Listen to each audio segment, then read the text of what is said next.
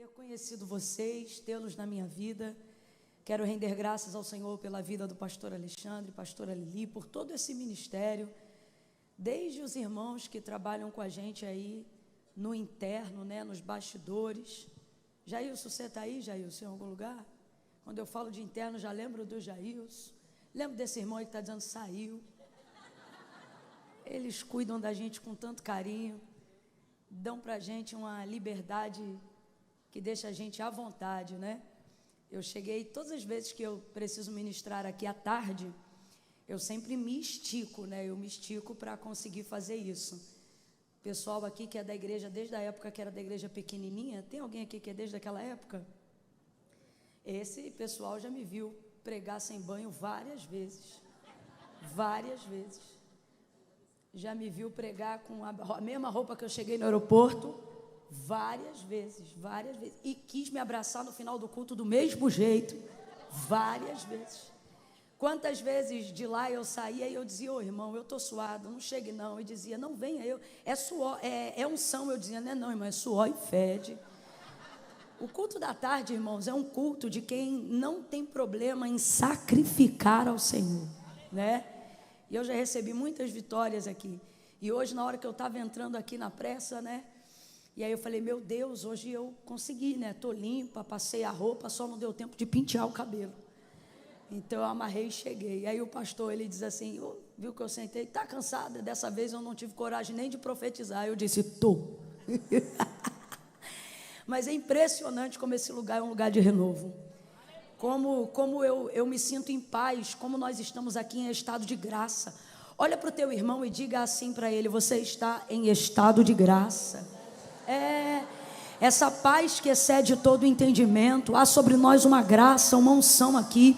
Você consegue compreender que você está onde você deveria estar, na hora que você deveria estar, com quem você deveria estar? Meu Deus, olhe para alguém aí e diga assim, você está no lugar certo, na hora certa, diga, fazendo a coisa certa.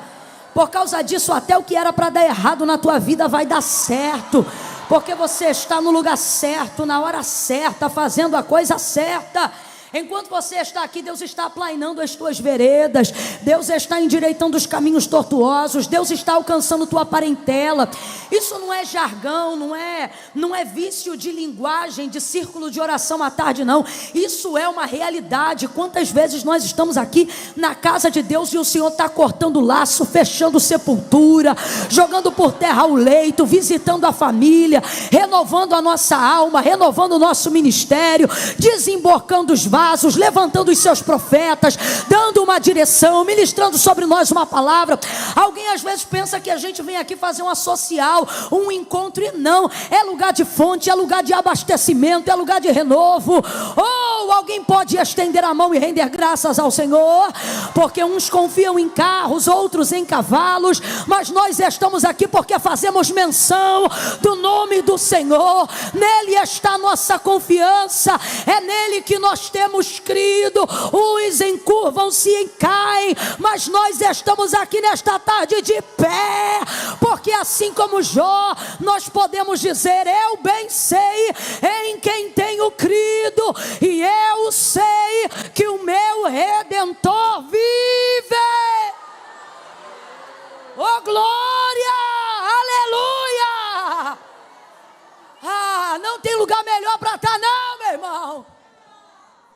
Você está no lugar certo, na hora certa, fazendo uma das poucas coisas que você de fato consegue fazer certo. Quer adorar, quer buscar. Em casa você pensa uma coisa errada, e daqui a pouco aquele pensamento vai ganhando crescimento, se você não estiver muito ligado. Aqui não, aqui tu pensa uma coisa errada, o Espírito Santo já desvigia, você, meu Deus, cobre a minha mente com teu sangue. Aqui a gente está coberto, meu Deus. Fala para os dois aí, diga assim, você está coberto. Você está coberta, você está coberto. É por isso que praga alguma chegará à tua tenda. Você está coberta. Teus filhos estão cobertos, tua casa está coberta, tua família está coberta. A unção que Deus te deu está guardada. Deus me manda dizer, teu coração está coberto. Olha como eu te blindo, olha como eu te livro, olha como eu protejo o seu coração, para que você não seja defraudada, para que a sua inocência não seja roubada, para que você não se torne um imundo, uma imunda, para que você mantenha seu coração em pureza, pureza é poder. Completa para mim essa frase para eu ter certeza que você está me ouvindo bem. Pureza é poder. Pureza é poder. Por isso o anjo disse para Josué, santifica-te hoje, que amanhã o Senhor fará maravilhas no meio de vós. Muitas vezes, irmãos, o diabo não quer roubar nossa casa, não quer roubar nosso dinheiro, não quer roubar nosso status, não. Ele quer roubar a nossa pureza. Ele quer roubar a nossa pureza, porque pureza é poder. A Bíblia, por exemplo, diz, evangelista Tiago afirma que a oração de um justo muito pode em seus efeitos. Certa feita eu ouvi uma frase que eu acho ela muito boa, mas ela não carrega toda a verdade, né? Aonde diz assim, a oração não é poderosa por causa de quem faz, a oração é poderosa por causa de quem ouve. E isso é uma parte da verdade, mas não é toda a verdade. Porque se fosse toda a verdade, não precisaríamos, por exemplo, selecionar pessoas para interceder pela nossa vida. Fala a verdade, você pede qualquer pessoa para orar por você? E ainda que você peça, você não está botando fé em que toda pessoa que orar por você, Deus vai responder a oração dela, porque a oração que provoca de Deus correspondência não é simplesmente a intercessória, porque ouvir, irmão, Deus ouve todas as orações. Não há oração que Deus não ouça, assim como não há blasfêmia que Deus não escute. Agora, o que gera correspondência de Deus é a oração de um justo. E olha, não se acha justo igual se acha pipoca na rua, não. Quando o Senhor, ele estava conversando sobre aquilo que ele iria fazer com Sodoma e Gomorra no quintal de Abraão, Abraão vai ouvindo e vai tentando ali proteger seu sobrinho Ló, que estava nas Campinas, que viveriam a destruição que o Senhor estava dando ordem aos anjos para fazer. E aí ele diz assim, Senhor, e se tiver 100 justos, 50, 40, 30... Ele, na verdade, não quer saber nem de 30, nem de 40, ele quer saber do sobrinho. Mas, para não ficar chato, ele não diz diretamente do sobrinho, para não parecer nepotismo espiritual. Então, ele vai costurando ali, cozinhando pela emenda, para ver se ele consegue convencer. Deus, sabendo o que de fato se trata a conversa de Abraão, vai olhar para ele e vai responder assim, Abraão, não há sequer um.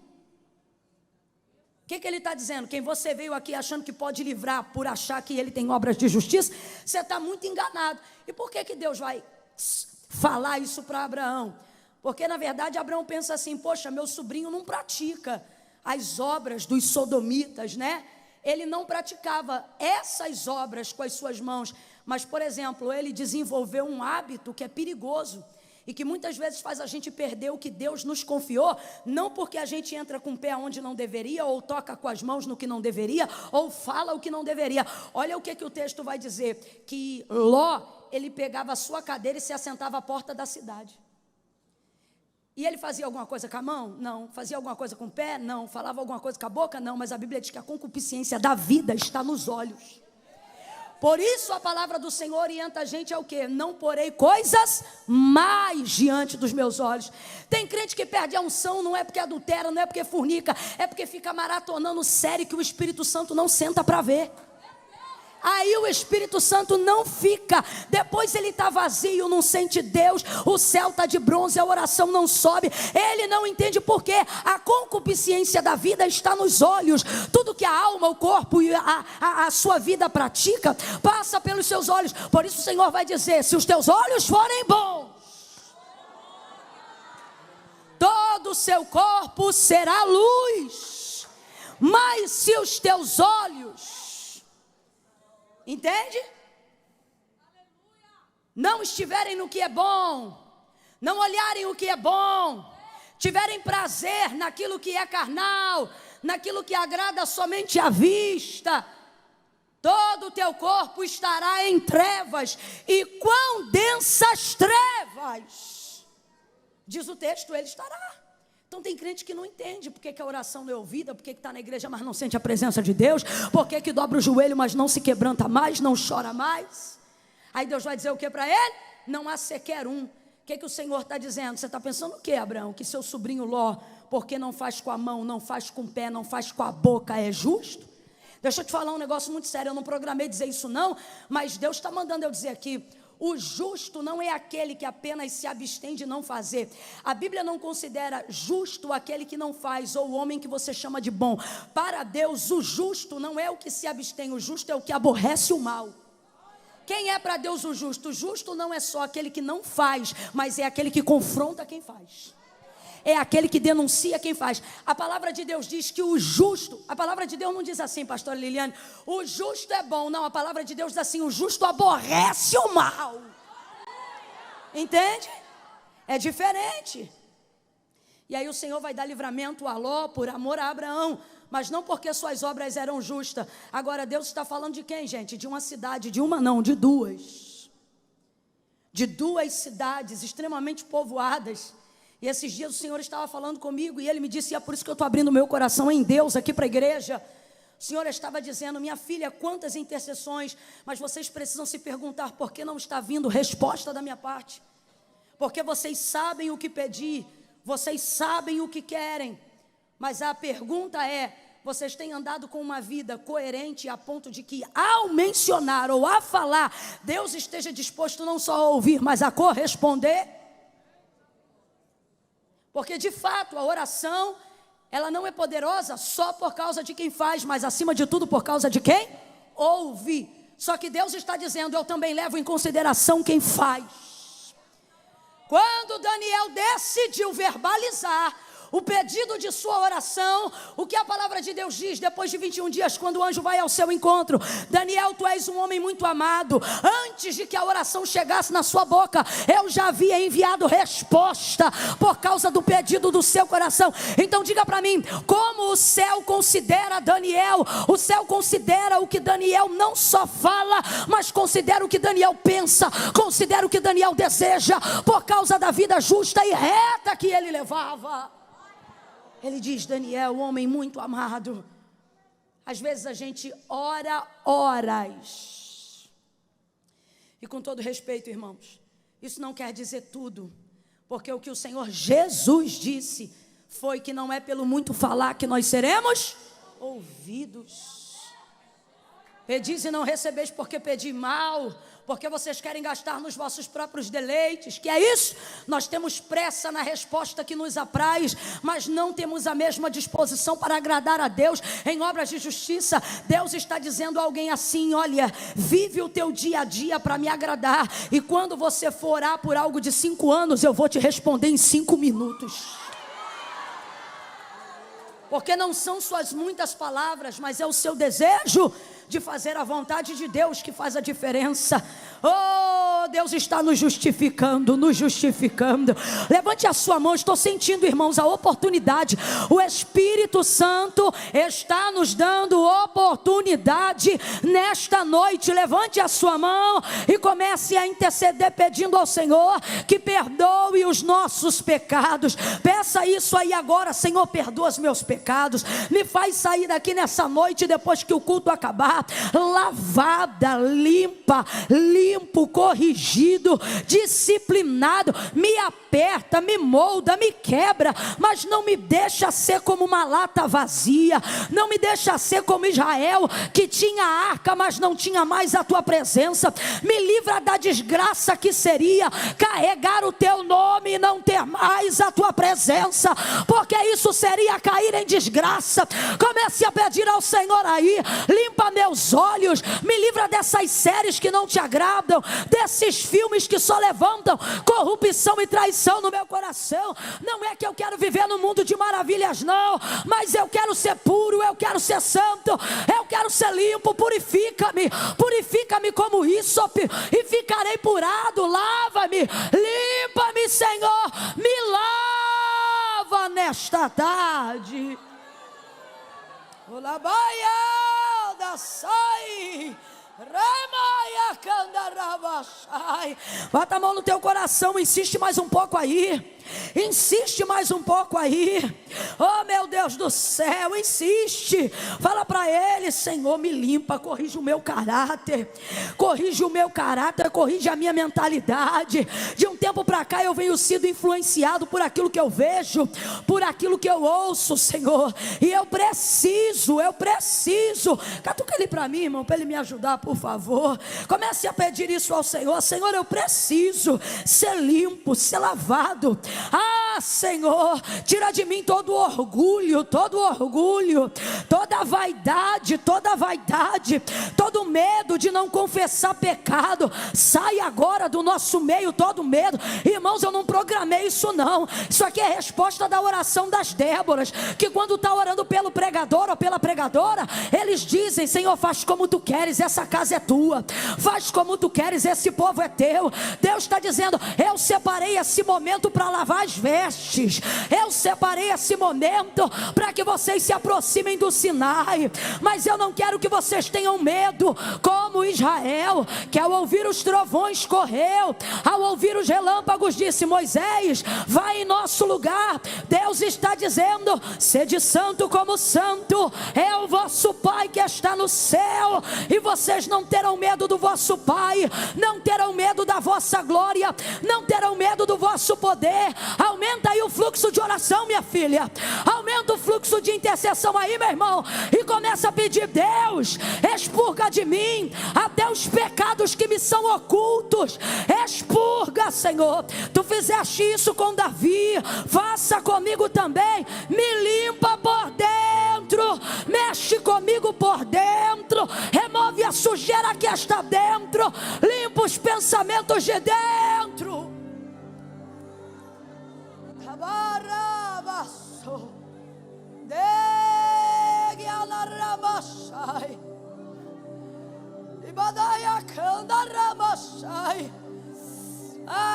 Como Naamã, se tivermos que mergulhar no Jordão, nos dá disposição. Espírito Santo, nos dá a subordinação que precisamos ter. Queremos nos subordinar ao que a tua palavra diz e não ao que pensamos, ao que a tua palavra diz e não o que achamos, ao que a tua palavra diz e não ao que nós pensamos. Tira de nós o orgulho, tira de nós a ideia de que já somos sábios aos nossos próprios olhos, de que já nos conhecemos aos nossos próprios olhos, porque esse é o mais tolo de todos. Toca na tua mente, eu estou sentindo Deus trabalhando aqui, minha gente. Toca na tua cabeça aí agora e diga: Deus, limpa a minha mente, corta todo embaraço bota a mão na tua cabeça. Eu estou te dando uma palavra de ordem profética. Receba para prosperar sobre esta palavra. Diga: Deus, a minha mente, a minha cabeça, lombo frontal, cognitivo, consciência, vai limpando. Deus, limpa a minha mente, renova a minha mente. Não vos conformeis com este mundo, mas transformai-vos.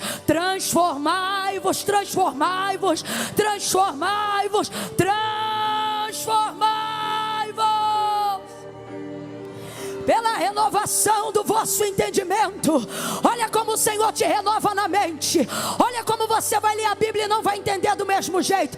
Olha como o Senhor amplia o teu entendimento. Olha como o Senhor te renova na mente, renova na consciência.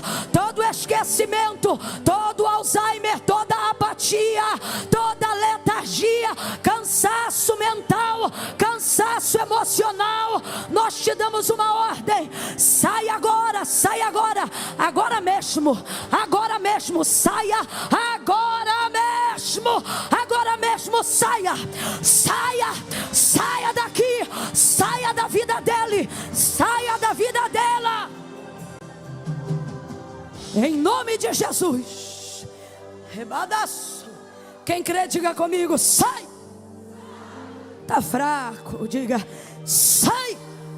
Isso, em nome de Jesus. Em nome de Jesus. Amém. Amém. Oraca na Súria. Aleluia. Aleluia. Mateus capítulo 25. Oh, aleluia.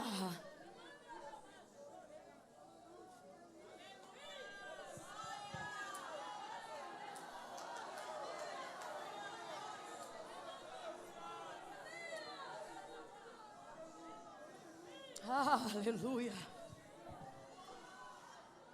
Aleluia. Oh, glória.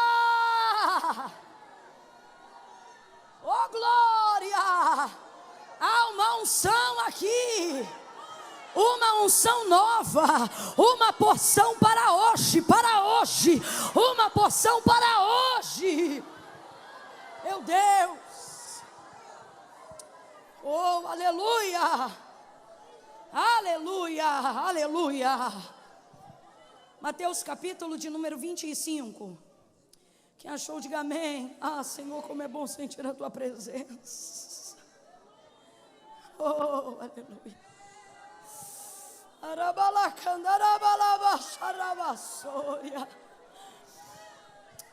Aleluia, diz assim o verso 1. Então o reino dos céus será semelhante a 10 virgens, que tomando as suas lâmpadas, saíram ao encontro do noivo. 5 eram insensatas e 5 eram prudentes. Em outras versões vai dizer, 5 eram nécias, ou ainda 5 eram loucas, e 5 eram prudentes. As insensatas, ou as loucas, né? Ou as nécias, ao tomarem as suas lâmpadas, não levaram azeite consigo. Mas as prudentes levaram azeite em suas vasilhas com as suas lâmpadas. E demorando o noivo, todas elas acabaram cochilando. Quantas cochilaram? Todas. Todas elas acabaram cochilando e dormindo.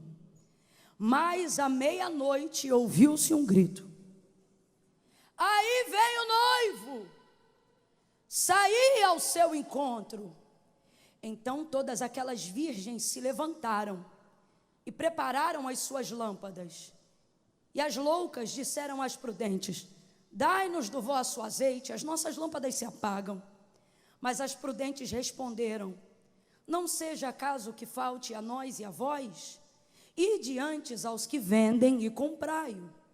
E tendo elas ido comprá-lo, chegou o noivo. As virgens que estavam preparadas entraram com ele para as bodas. E fechou-se a porta. Mais tarde, diga comigo, mais tarde, chegaram também as outras virgens, dizendo: Senhor, Senhor, abre-nos a porta. Mas ele respondeu: em verdade vos digo que não vos conheço. Portanto, vigiai, porque não sabeis o dia e nem a hora em que o Filho do Homem há de vir. E você diga amém por essa palavra. Pergunta assim para sua irmã: trouxe azeite?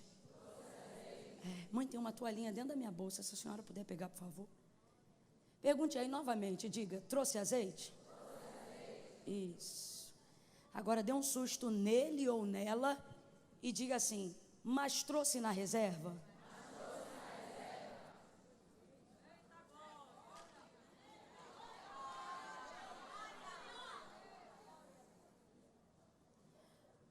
O Senhor, Ele vai, é o próprio Jesus que está fazendo essa analogia, essa comparação, para que haja a compreensão daquele povo, de como eles devem se comportar e de como o reino dos céus se manifestará na vida deles, tendo eles não apenas como espectadores do reino, mas participantes do reino. Veja, Jesus não quer admiradores, Ele quer formar discípulos. Para Jesus, não é o suficiente que você saiba quem Ele é. Por isso que uma das coisas que comprovam a inscrição do seu nome no livro da vida, não é chegar ao conhecimento de que Ele é o Senhor, é reconhecê-lo publicamente. Isso é que te dá garantia. Não são também suas obras, porque salvação não é mérito, é graça. Jesus disse: isso não vem de vós, Essa obra eu vou fazer. Lembra do ladrão à direita de Jesus no Calvário? Ele olhou para Jesus, golpeado, sangrando, inchado, cheio de hematomas, coroa de espinhos na cabeça, corpo praticamente nu. E ele disse: Senhor. Qual foi a primeira palavra que saiu da boca do ladrão da cruz? Senhor.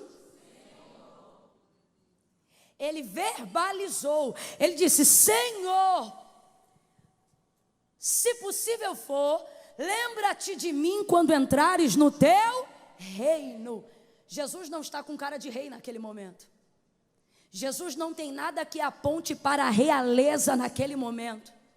Nu, entre dois ladrões, vituperado pelo sistema, deixado pelos seus, desamparado até pelo seu pai, ainda que por um momento, por um instante, isso lhe feria tanto, o semblante era de tristeza e seu corpo completamente envolto em dor. Mas aquele ladrão conseguiu olhar para Jesus e ver nele a manifestação de Deus. E ele não só viu, como ele não guardou isso para ele, ele reconheceu, dizendo: Senhor. Então eu vou perguntar de novo: qual é a primeira palavra que sai da boca daquele ladrão? Senhor. Quando ele faz isso, o que ele está fazendo, Camila? Ele está reconhecendo publicamente Jesus como Senhor. Você vai ver que o S desse momento não é minúsculo em forma de respeito, é maiúsculo em forma de divindade. Dizendo: eu reconheço o que tu dizes, que tu és quem tu dizes ser. Senhor, se possível for, lembra de mim quando entrares no teu reino. Aí Jesus vai responder para ele: ainda hoje. Aleluia. Veja, esse homem se tornou participante do reino na hora. Na hora, gente, a 1 milésimo de segundos antes de pronunciar essa palavra, ele era réu do inferno, condenado à eternidade no fogo, aonde o verme não morre, diz Apocalipse, e o fogo não apaga, ranger de dentes, terror e pavor. A 1 milésimo de segundos, ele estava fadado a esta eternidade desgraçada para sempre, mas por causa de uma palavra. Qual? Quando a primeira palavra que sai de sua boca é Senhor, qual é a primeira palavra que sai da boca de Jesus em direção a ele? Filho. Olha isso. Quando ele reconhece o senhorio de Cristo, Jesus manifesta a paternidade de Deus sobre ele. Quando, Camila, depois de um ano de discipulado? Não. Quando, Camila, depois de ter descido as águas batismais? Não. Quando, Camila, depois de ter ouvido o sermão do monte das bem-aventuranças? Também não. Não que ele não quisesse viver, não que isso não fosse importante, mas o que o Senhor está dizendo é: para a garantia de ser participante do meu reino, você já fez o suficiente, ainda hoje tu pode entrar. Ainda hoje. Primeira palavra de Jesus em direção a ele foi filho. Pode olhar depois. Filho, ainda hoje estarás comigo no paraíso. Então veja, é a nossa capacidade de reconhecer. Por que Jesus contava parábolas? Por que Jesus falava sobre coisas simples e trazia comparações, analogias, histórias simples? Porque ele queria que o povo não só compreendesse a eternidade ou admirasse a sua glória, o seu resplendor, mas ele não queria formar espectadores, ele queria torná-los participantes. É isso que você tem que entender quando você está num culto ou quando você está indo para o seu trabalho. Ele não quer apenas que você observe, ele não quer Nicodemos. Veja, lá em João 19, Nicodemos vai ser chamado de discípulo junto com José de Arimateia. Mas quando Nicodemos já reconhecia que Jesus era o Filho de Deus, porém ele não trazia isso a público porque temia ser extirpado da sinagoga, porque em João 9 já havia sido declarado que todo aquele que confessasse, ou seja, não era saber, o problema era confessar, entende? Quando você sabe, você guarda para você. Quando você confessa, você mostra para o povo que você é participante daquilo, que você não é apenas um espectador daquilo. Por que tem gente que não se posiciona? Porque sabe, acredita no que é verdade, sabe o que é verdade, diz que acredita na verdade, mas nunca se posiciona, porque sabe que se posicionar vai expor, e quem expõe Deixa de ser espectador e tornar-se participante, seja da glória ou seja da prova. João 9 já havia dito: todos os líderes da sinagoga, quem disser que esse Jesus é o Cristo vai ser expulso. Agora olha para cá, quando vai chegando Nicodemos, o texto é claro, Nicodemos vê que ele é o Filho de Deus, mas ele não reconhece. Ele vai ter com Jesus durante a noite, no escuro, aonde ninguém podia ver. Aí quando ele está com Jesus, Jesus começa a conversar com ele, e Jesus buga a mente de Nicodemos. Nicodemos fica impactado, está diante dele. A Bíblia tem uma palavra que eu gosto muito, Paulo fala ela aos Romanos, quando ele diz assim: nada pode contra a verdade. Quando você é de verdade, alguém falar mal de você porque ouviu alguém que essa pessoa conhecia falar mal de você, mas essa própria pessoa que falou mal de você não te conhecia pessoalmente, se foi mentira que falaram de você quando você não estava, por mais que o coração dessa pessoa esteja fechado para você, se você vive na verdade e é um crente, quando você estiver diante dela, ela fica constrangida, mesmo sem saber que você, mesmo sem você saber que ela fala mal de você. Ela fica desmontada. Eu já vi isso acontecer diante dos meus olhos, não comigo, mas com pessoas que eu conheço, de gente que meteu um malho. Porque fulano. Quando chegou na frente de fulano, só faltou perguntar qual era a cor da graxa que queria escolher para ele limpar o sapato. Você quer marrom, você quer preta? Porque não resistia o peso da verdade que estava na vida da pessoa. Paulo vai dizer: porque nada pode contra a verdade. Então Nicodemos sabe que não é falácia quando ele está tete a tete, frente a frente com a verdade, a maior verdade do mundo. A maior verdade do mundo é a maior verdade do mundo. Não é porque ela é uma história, a maior verdade do mundo é a maior verdade do mundo porque ela é uma pessoa. A verdade que liberta a tua vida não é uma mensagem, é uma pessoa.